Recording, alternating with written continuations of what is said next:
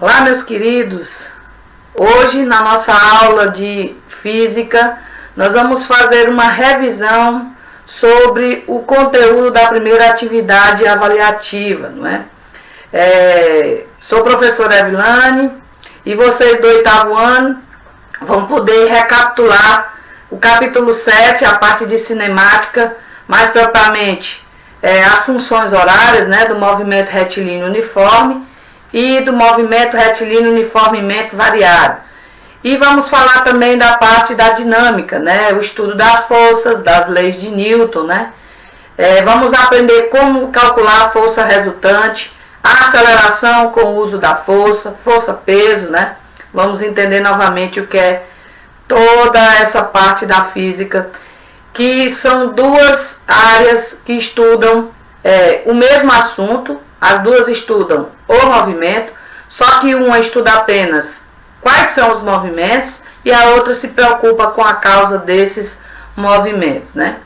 Bem, pessoal, em aulas anteriores vocês viram que nós já falamos sobre a parte introdutória da cinemática. Vocês aprenderam o que é trajetória, deslocamento, distância percorrida, repouso, movimento, referencial. Aprenderam também o que é ponto material, corpo extenso, né? Como é que se calcula velocidade média. E relembrando aqui, a velocidade vocês não podem nunca esquecer qual é a fórmula da velocidade nem da aceleração, porque essas duas fórmulas nós vamos trabalhar no decorrer do ano. Bem, pessoal, como eu já havia dito, a cinemática, ela estuda o movimento sem se preocupar com as suas causas. Nessa parte nós estudamos os movimentos retilíneos, né? Nós temos dois tipos de movimento retilíneo, uniforme e uniformemente variado. Mas antes de falar sobre cada um separadamente e das funções que regem cada um, vamos relembrar aqui, né? Que velocidade é a variação da distância percorrida por um corpo num tempo, né? Aí nós temos ela medida em quilômetros por hora ou em metros por segundo. Mas lembrando que no Sistema Internacional de Medidas, o metro por segundo é a unidade adotada. E tem como a gente fazer essa transformação, pessoal. Quando você quer transformar quilômetros por hora em metros por segundo, a gente multiplica por 3,6. E quando quer transformar metros por segundo para quilômetros por hora, a gente pode dividir por 3,6. Nunca esqueçam dessas pequenas transformações, ok?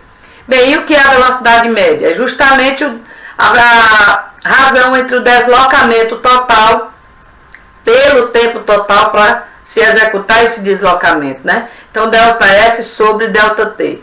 Lembrando que delta S, como é variação, nós vamos ter o espaço final menos o espaço inicial. E a variação do tempo, nós vamos ter o tempo final menos o tempo inicial. Lembre-se que esse delta aqui, ele significa variação, né? E o que é velocidade instantânea? Velocidade instantânea é aquela velocidade do momento, pessoal. Quando você está num carro, por exemplo, que você olha para o velocímetro e você vê que lá está marcando 70 km por hora, então aquilo ali a gente chama de velocidade instantânea.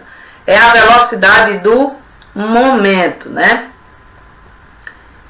Vamos falar também de aceleração, né? Vocês sabem que no movimento variado, nós vamos trabalhar com ela, com a aceleração, que é justamente a razão entre a variação da velocidade de um corpo na variação do tempo desse mesmo corpo, né? Lembrando também que velocidade final menos a velocidade inicial, o tempo final menos o tempo inicial. Toda vez que aparecer esse símbolo grego aqui, delta, significa variação. Já a unidade de medida da aceleração no Sistema Internacional de Medidas é o metro por segundo ao quadrado. Então, a velocidade média é metros por segundo, a aceleração é metros por segundo ao quadrado. Podemos ter também quilômetros por hora ao quadrado. Bom, agora nós vamos falar sobre os movimentos, né? Nós temos o movimento retilíneo uniforme, né? Quais são as principais características desse movimento? Primeiro, o móvel percorre distâncias iguais em intervalo de tempos iguais. Bem, pessoal, se isso acontece, então esse móvel ele vai ter sempre durante o trajeto a mesma velocidade. A velocidade será constante e diferente de zero, né?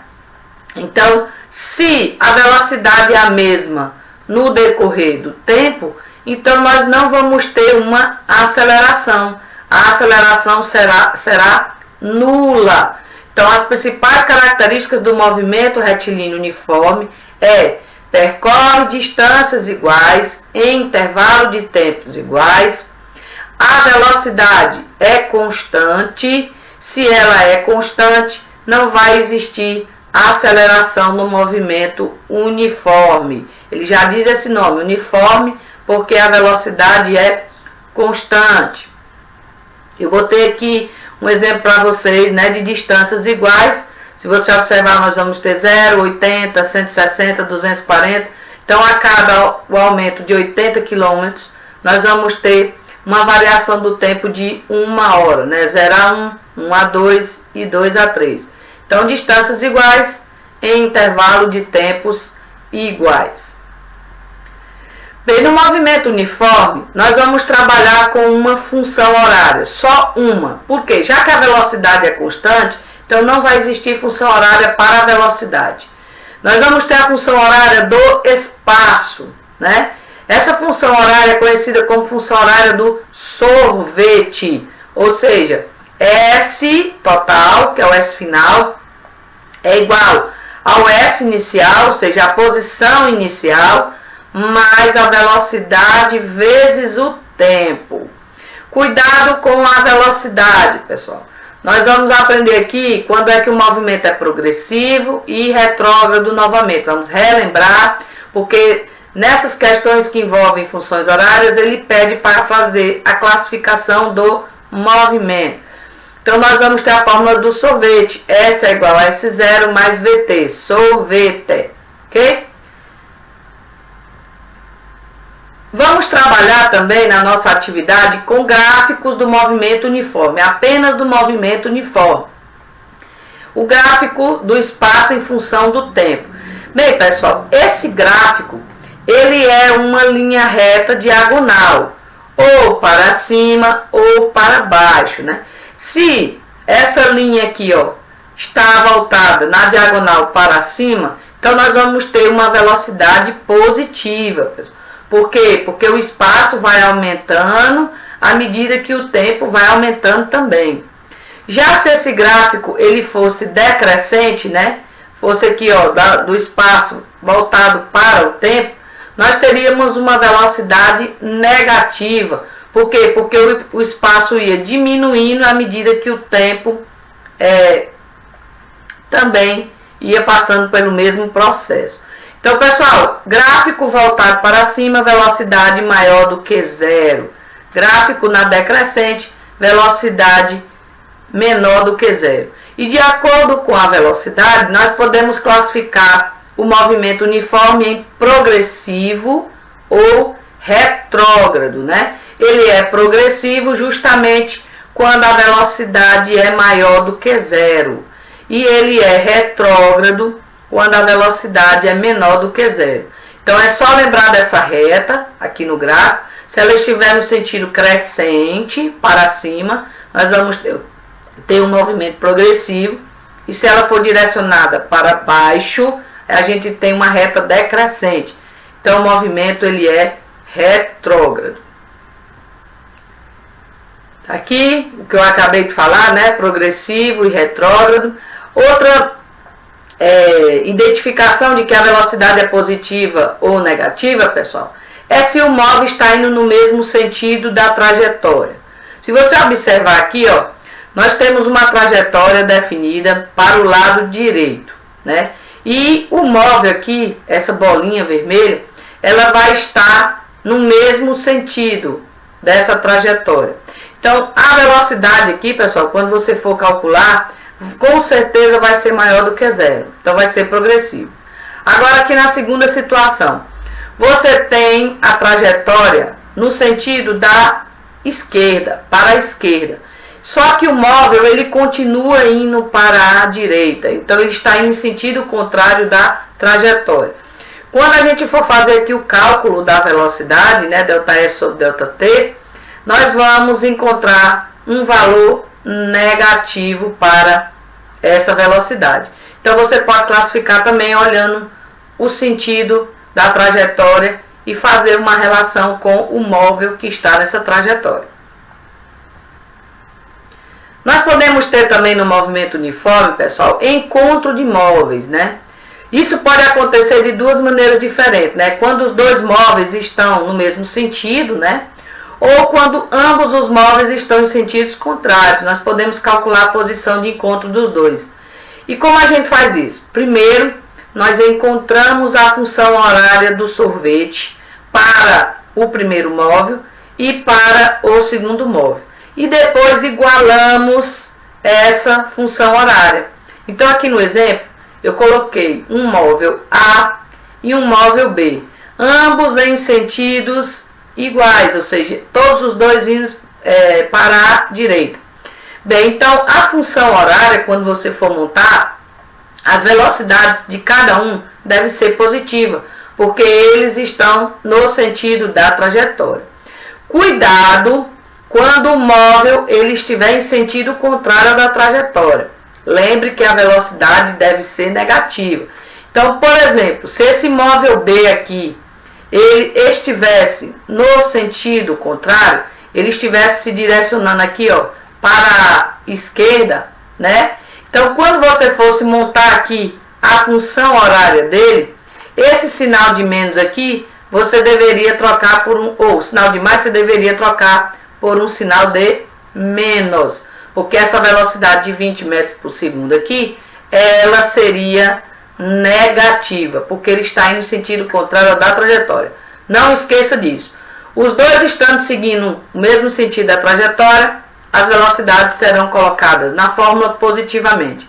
Se algum desses móveis estiver em sentido contrário, lembre-se que na função horária do sorvete, ele deve ser colocado com o sinal negativo, né? Então, você igualando as duas funções, você vai encontrar, né, o valor do instante de encontro e depois, com o resultado desse instante, em qualquer uma dessas funções horárias aqui que você vai encontrar, você pode substituir esse tempo de encontro que você vai encontrar a distância onde eles vão se encontrar, ou seja, a posição onde eles vão se encontrar.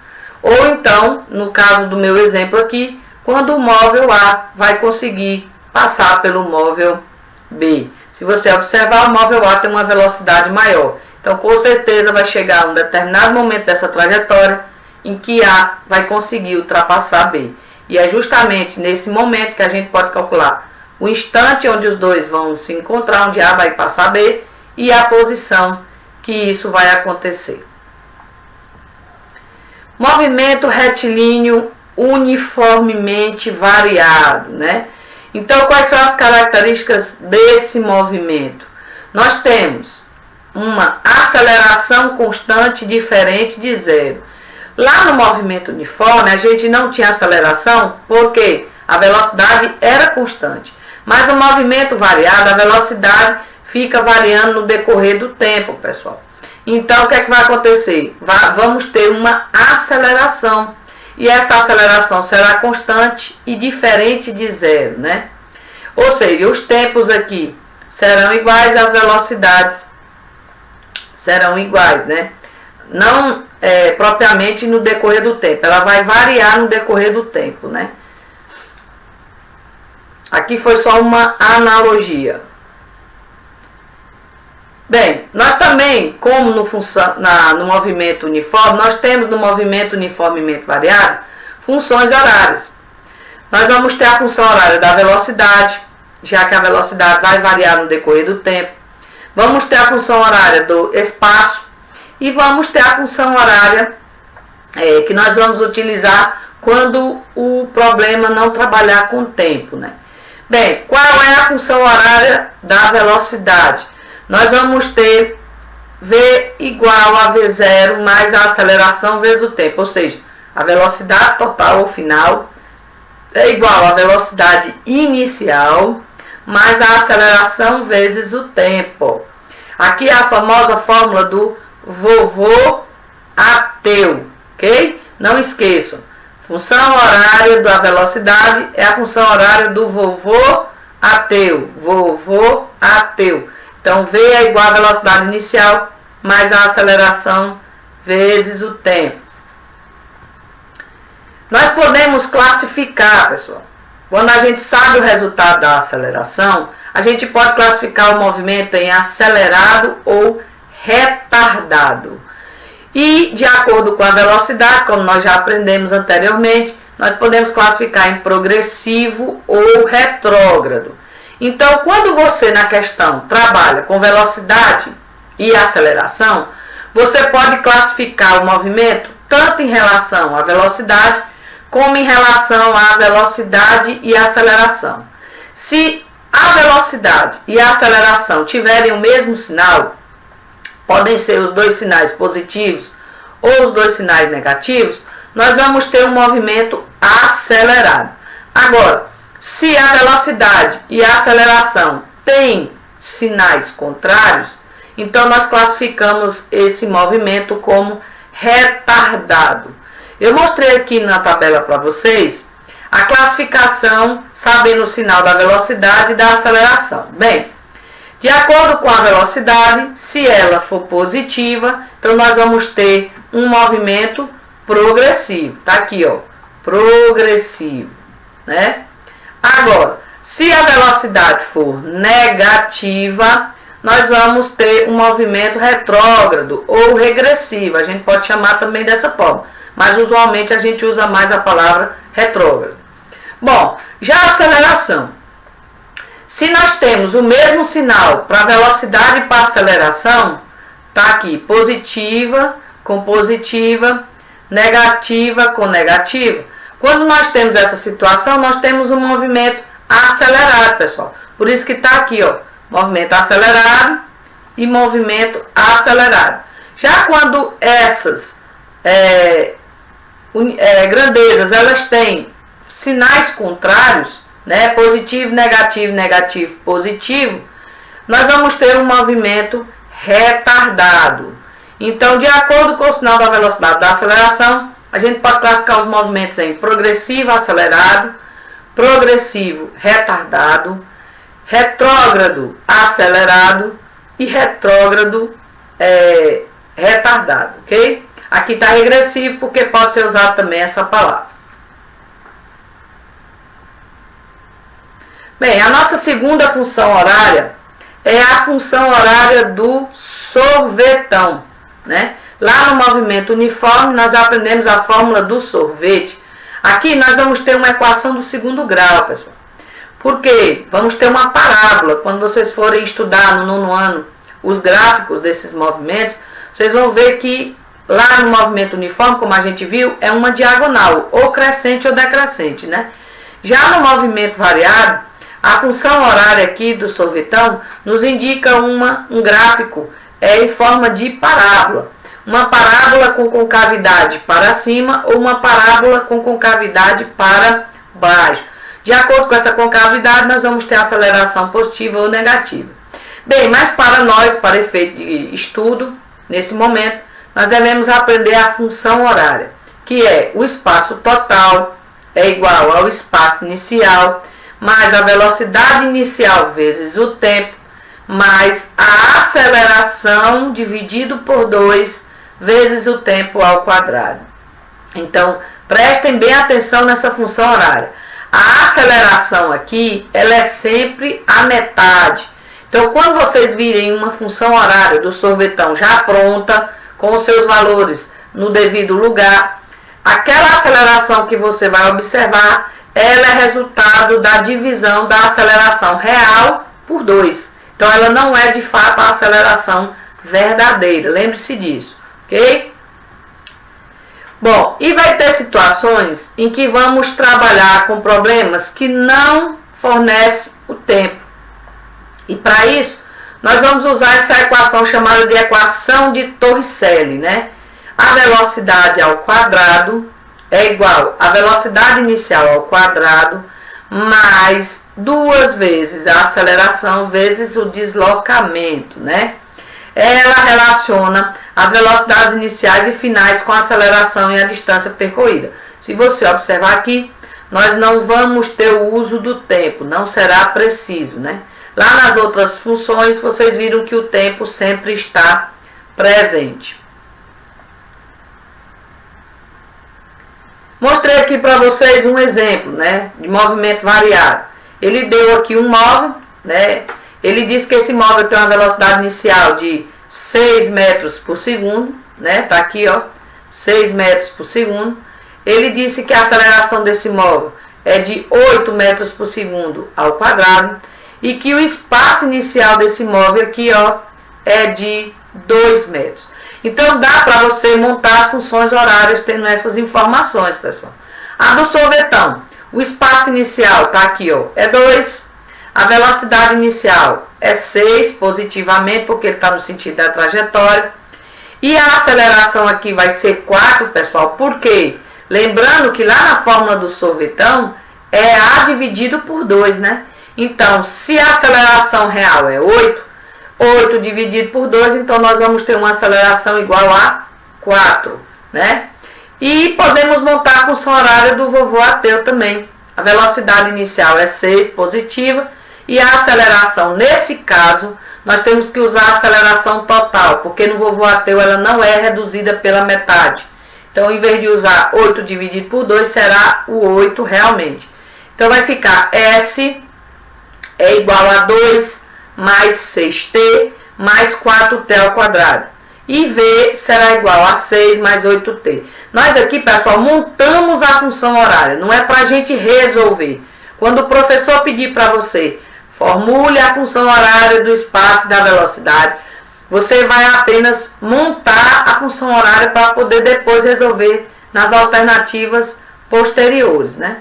Então, você não vai resolver porque aquele não dá tempo, né? Então, você deve permanecer a variável t do jeito que está, né? Então, é como a velocidade é positiva e a aceleração também, o movimento, nesse caso aqui, será progressivo acelerado. Outra situação. Nessa questão aqui, ele já deu a função horária montada, pessoal. Ele deu 5 menos 3t mais 4t ao quadrado. Tá aqui, ó. É só você lembrar como é a fórmula do sorvetão.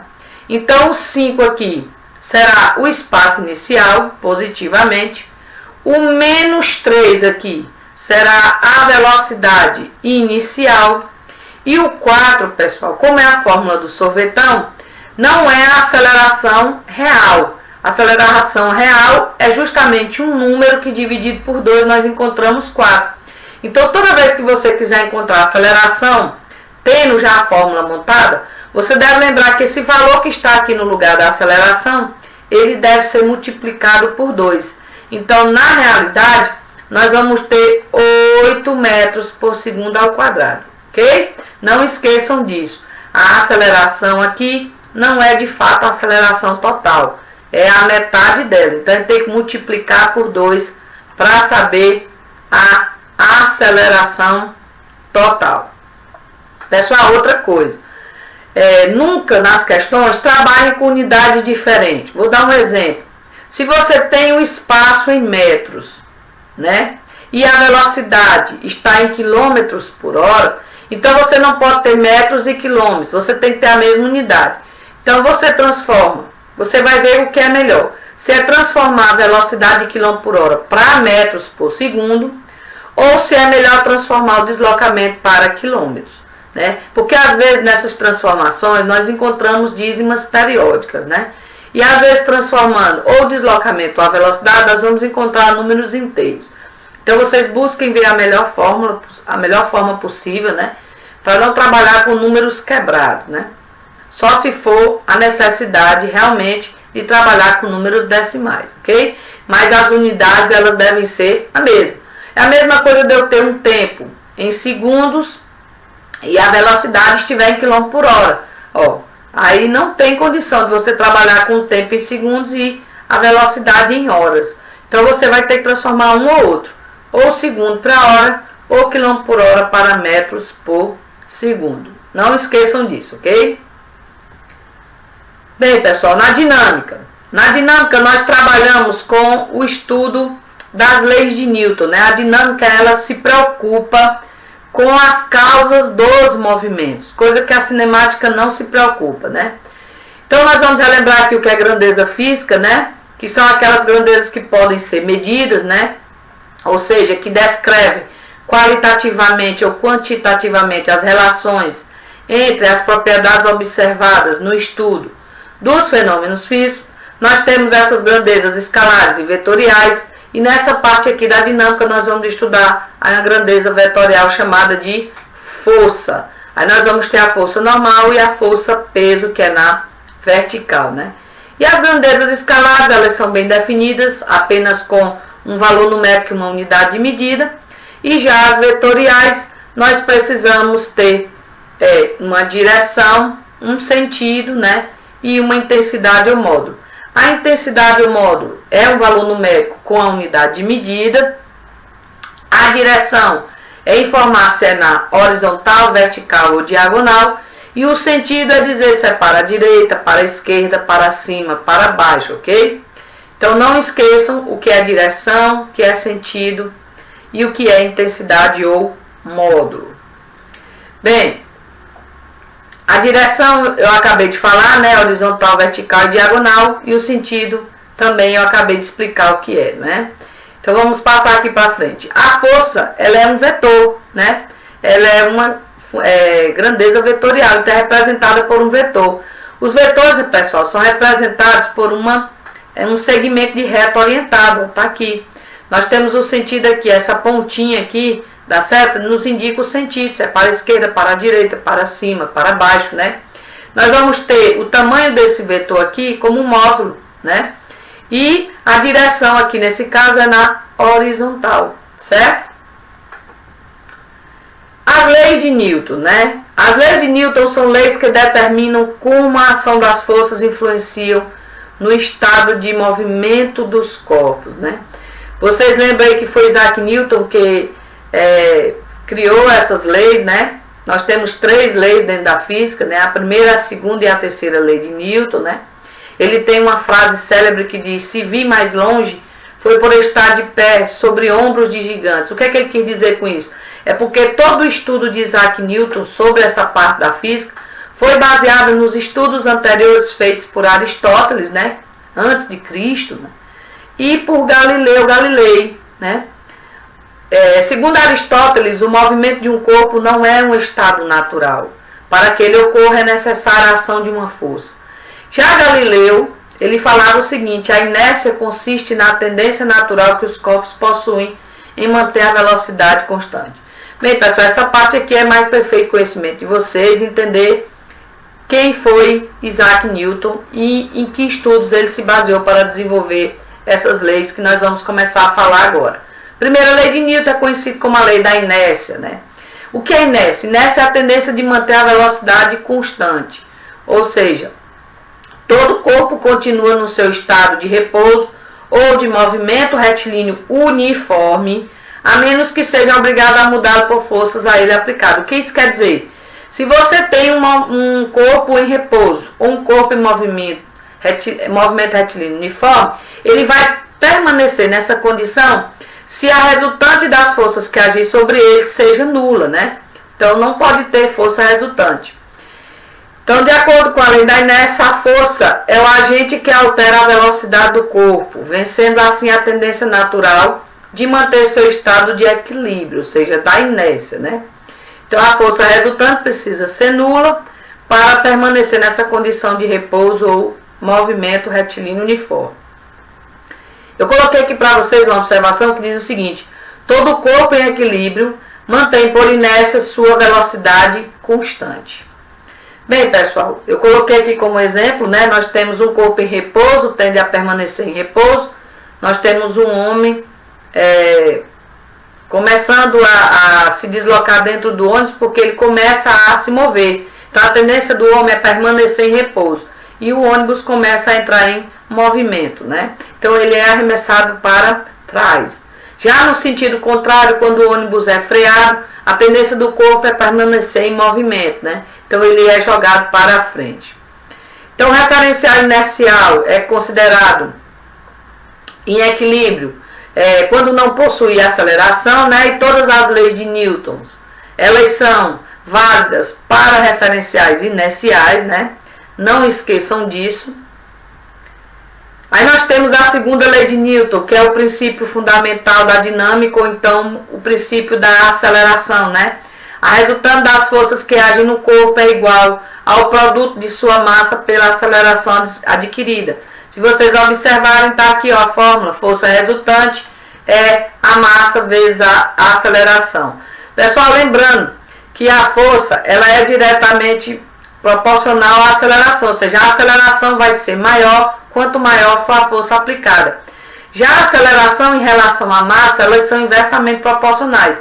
Se um corpo tem maior massa, maior a dificuldade para você fazer esse corpo se deslocar, ou seja, você vai precisar de uma força maior e, consequentemente, a aceleração desse corpo ela vai ser menor, né? Então, quando a força resultante tem o mesmo sentido da velocidade, né? Nesse caso, a aceleração A também tem o mesmo sentido de V. E o módulo é acelerado. Isto é, o módulo da velocidade aumenta com o tempo, né? Se você observar aqui pelo desenho, a força está sendo aplicada no mesmo sentido da trajetória, né? A velocidade e a aceleração também.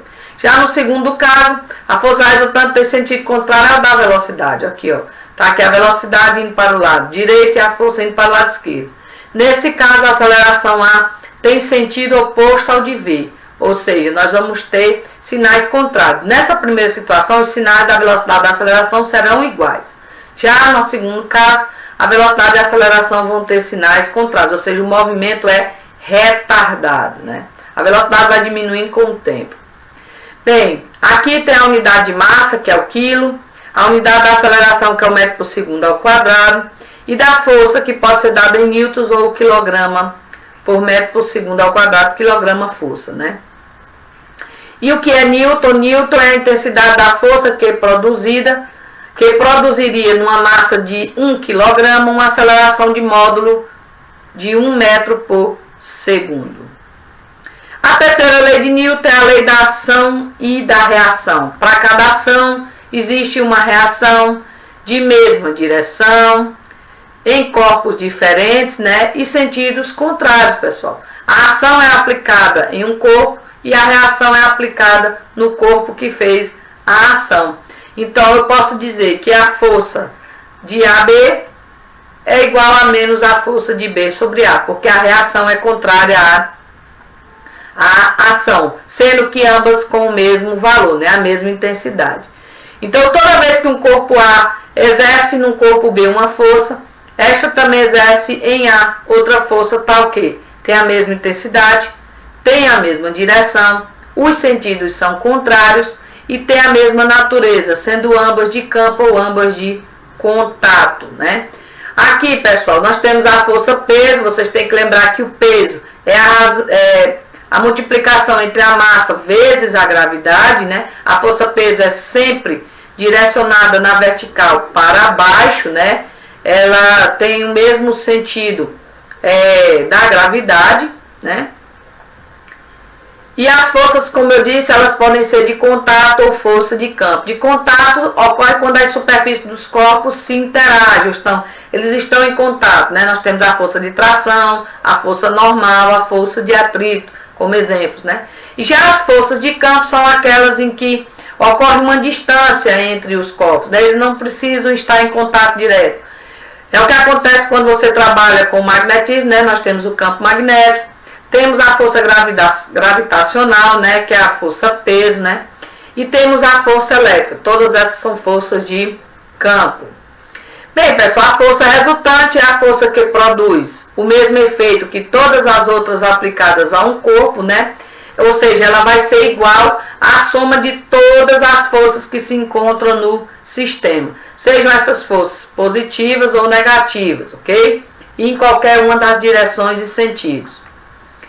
E como se calcula o sistema de forças? Bem, nós temos forças de mesma direção e mesmo sentido, né, pessoal? Tá aqui. A mesma direção e sentido a gente soma, né? Quantas forças tiverem no sistema. Então, F1 mais F2 mais F3 vai depender de quantas forças vai ter no sistema. E a força resultante, ela vai ser ela vai ter o sentido das forças que estão somando. Nosso exemplo aqui, as duas forças estão no sentido da direita. Então, a nossa força resultante tem que ser para a direita também. Já quando tem mesma direção, mas os sentidos são opostos, pessoal, então a gente precisa subtrair. Lembrando que a gente precisa subtrair a força maior pela força menor, para não achar o resultado negativo. Na hora de fazer a força resultante, você monta aqui as duas forças, a maior e a menor, e a diferença aqui entre elas duas, ó, esse tamanho aqui que falta na força 2, é a força resultante. E o sentido dela tem que ser sempre no sentido da força maior. Foi por isso que eu representei aqui para F1. E podemos ter uma situação em que forma um ângulo de 90 graus, um ângulo menor do que 90, um ângulo maior do que 90 graus. Então, quando forma um ângulo de 90 graus, a gente diz que são forças perpendiculares entre si, né? Se você observar aqui, a gente fechando imaginariamente aqui o quadrado, né? Desculpe. Nós vamos ter a força resultante, essa diagonal, que é ligada aqui da junção das duas forças, ou seja, da origem das duas forças até a parte da junção imaginária da linha tracejada, né? Então, nós vamos ter que calcular o teorema de Pitágoras, né? F1 ao quadrado mais F2 ao quadrado. Isso dentro de uma raiz quadrada. Só é válida para duas forças. E quando tem maior ou menor ângulo do que 90 graus, então nós vamos usar o teorema do paralelogramo.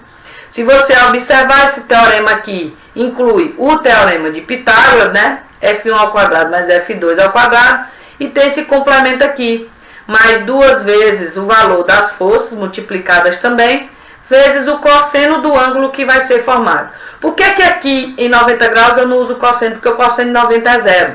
Então, aqui, é 1, viu? Aqui nós vamos ter o cosseno de ângulos menores ou de ângulos maiores. Não se preocupe que nas questões são dadas o valor desse cosseno, ok?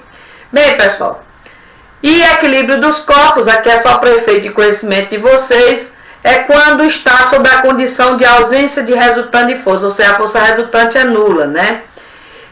Ou seja, em repouso a gente chama de equilíbrio estático, ou em movimento a gente chama de equilíbrio dinâmico. E o aparelho que mede a força a gente chama de dinamômetro, né? Ele pode ser analógico ou pode ser digital. Eu mostrei aqui os dois tipos de dinamômetros. Bem, pessoal, eu espero que vocês tenham gostado da nossa revisão. Façam as atividades com calma, vejam direitinho o que é que eu quero em cada uma das alternativas. Procurem esse conhecimento que vocês adquiriram para resolver essas atividades, né? Um grande abraço da Tia Evi e sucesso na realização dos seus trabalhos. Um grande beijo.